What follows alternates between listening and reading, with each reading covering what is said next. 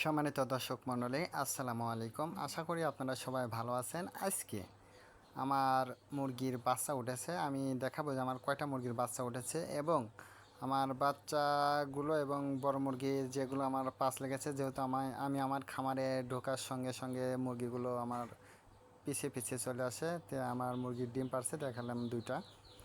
তো এই মুরগিটা কিন্তু আগে আমার পিছিয়ে পিছিয়ে চলে আসে খাবার খাওয়ার জন্য। তো এই যে আমাদের মুরগিটা বসানো ছিল, তো এই মুরগিটারই বাচ্চা উঠেছে এবং আলহামদুলিল্লাহ যে সবগুলো ডিমই কিন্তু কুনোইছে, অর্থাৎ বাচ্চা ওঠার মতো। এই যে এইভাবে কুনোইছে, কিন্তু এটা হচ্ছে একটু বেশি কুনোইছে। তে আর একটা বাচ্চা অলরেডি উঠে গেছে।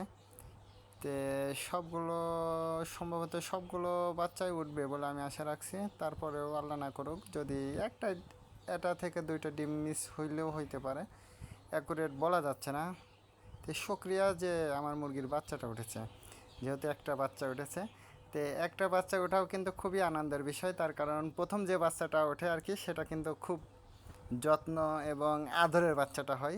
তার কারণ ওইটা হচ্ছে ভালো লাগা, একটা আনন্দ কাজ করে। যেহেতু মুরগির বাচ্চা উঠেছে, ফার্স্ট বাচ্চা উঠেছে, সেটা বুড়ে মুরগি হোক বা ছোট মুরগি হোক, কিন্তু বাচ্চাটা ওঠার মধ্যে কিন্তু একটা আনন্দ আছে। কিন্তু এক সপ্তাহ বা 2 দিন বা 3 দিন পরে কিন্তু সে আনন্দটা আর থাকে না। কিন্তু ফার্স্টের দিনটা কিন্তু খুবই ভালো লাগে যে এইভাবে দেখুন ঠুকাইছে।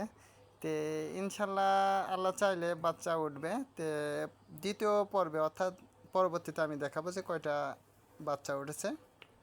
তে দেখুন আমার যেহেতু আশা দেখছে, মুরগিগুলো কিন্তু সবই খাবার জন্য চলে আসে। তে আমার খামারের যে মোরগটা আছে, ওই দেখুন লাল মোরগটা, ওইটা আমি ডিমের জন্য রেখে দিয়েছি, যেহেতু আমি ডিম বসাবো বাচ্চা ওঠানোর জন্য। তে দেখুন আমার যে বাচ্চাগুলো এখন আছে, ওই দেখুন একটা বাচ্চা কিন্তু এখন ওই এই লেভেলের বাচ্চাগুলোই কিন্তু এখন সর্বশেষ। ওইটাই হচ্ছে সেই বাচ্চা, আর যেটা বাচ্চা উঠবে ওইটা কিন্তু এইটার বাচ্চা ছোট হবে। তে দেখুন এইগুলো কিন্তু সবই মোরগ, মোরগের বাচ্চা যেটা বলে, এইগুলো কিন্তু মোরগ, এই পাঁচটাই কিন্তু মোরগ। তে যেহেতু এখন দুপুরবেলা, তে দুপুরবেলা ওদের একটু খাবার দেওয়া হয়।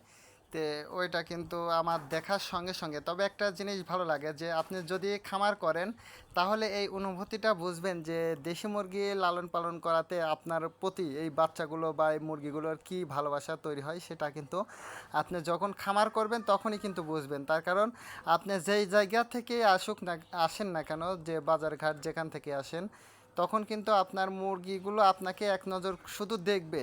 তারপরে কিন্তু যত সময় না তাদের আপনি খাবার দেবেন, তত সময় কিন্তু আপনার পিছে পিছে বের হবে এবং ডাকতে থাকবে। তো এটার মধ্যে কিন্তু একটা ভালো লাগা কাজ করে। তো যাদের